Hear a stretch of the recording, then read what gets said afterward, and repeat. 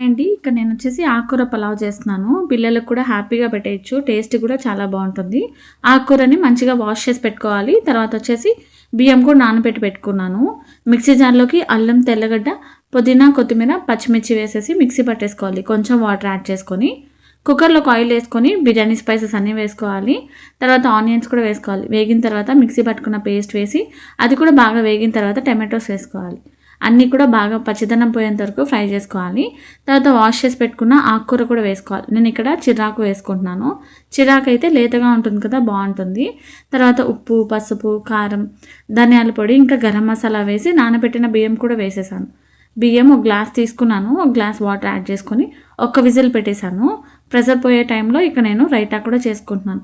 Onions కూడా cut చేసుకొని పెరుగులోకి onions ఇంకా సాల్ట్ వేసి మిక్స్ చేసి పెట్టుకున్నాను.